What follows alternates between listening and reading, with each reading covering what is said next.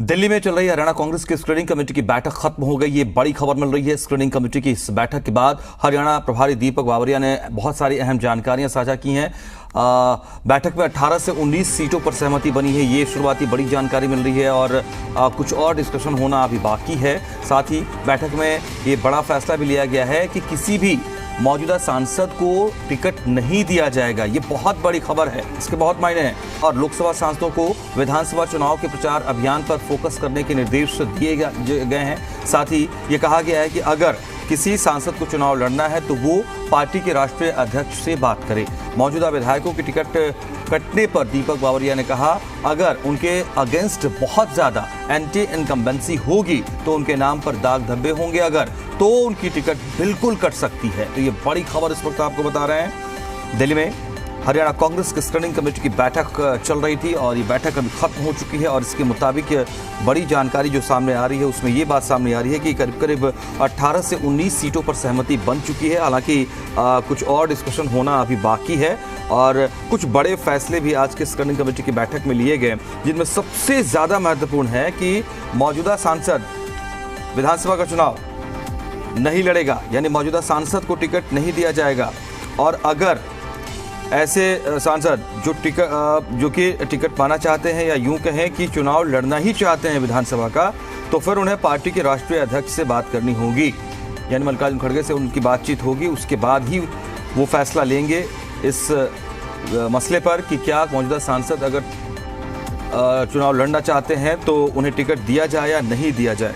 जी media संवाददाता सैयद मुबशिर इस खबर को लगातार फॉलो कर रहे हैं। सैयद, क्या बड़ी डिटेल्स आ रही हैं, जरा वो साझा कीजिए दर्शकों के साथ।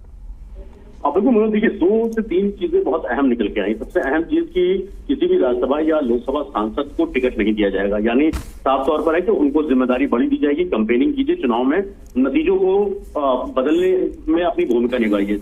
दूसरा सबसे अहम चीज कि जो विधायक हैं जिनके ऊपर अगर दाग है किसी तरीके का या उनके खिलाफ एंटी इनकम्बेंसी है तो उनको अभी टिकट कर सकता है। ये 2-3 बातें ऐसी हैं जिनका संकेत दिया गया है। हालांकि 1820 के आसपास टिकटों पर ही अभी स्क्रीनिंग कमेटी की बैठक हुई और ये बताया जा रहा है कि बैठक जो है अगले 1 से 2 दिन में फिर दोबारा भी हो सकती है, यानी 2 से 3 चरणों में अगर मैं बात करूं तो ये बैठक हो सकती है। तो साफ तौर पर है स्क्रीनिंग कमेटी किस तरीके से लगातार 20-20 करके, क्योंकि 90 सीटों पर चुनाव होना है, 20 से 25 सीटों पर स्क्रीनिंग कर रही है। और साफ तौर पर है कि किसी भी तरीके से कांग्रेस इस मूड में नजर नहीं आ रही है कि किसी ऐसे कैंडिडेट को का चुनाव किया जाए जिसके ऊपर कई सारे दाग हो या इस तरीके की चीजें हो। तो ये सब चीजें कहीं ना कहीं आने वाले दिनों में थोड़ा सा बदला हुआ स्वरूप जरूर देखा जा सकता है इसका। जी ठीक है। इसके अलावा करीब 18-19 सीटों पर सहमति की बात सामने आ रही है। हालांकि कुछ डिस्कशन की बात सामने है, तो ये केवल 18-19 सीटें जो मतलब एक तरीके से तय हुई हैं, इसी पर और डिस्कशन होना है या इसके अलावा बाकी जो सीटें बच रही हैं उस पर डिस्कशन की बात आ रही है? देखिए 90 सीटों में से 20 के आसपास ये 18 से 19 सीटें जैसा कि आप भी बता रहे हैं। और ये जो वहां पे दीपक बावरिया हैं जो प्रभारी हैं, उन्होंने भी इस चीज को लेकर कहा कि 18-19 सीटों पर हमारी सहमति बनी है।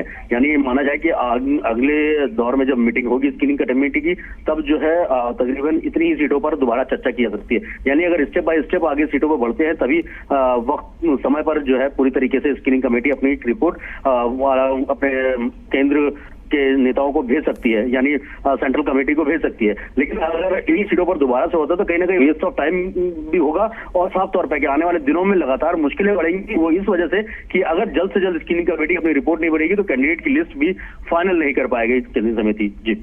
जी और जिस तरीके से ये जी सैयद, मैं समझना चाहता हूं कि जिस तरीके से ये जो डिस्कशन हुआ है और इसमें जो तमाम लीडर्स जो मैं समझना इस पर सीधा कहूं मैं कि जो हरियाणा में गुटबाजी की बात आती रही है, हुडा कैंप की बात, सुरजेवाला शैलजा कैंप की बात, क्या यहाँ इस बैठक में इस तरह की स्थिति दिखी है या एक सहमति की सूरत दिखी है?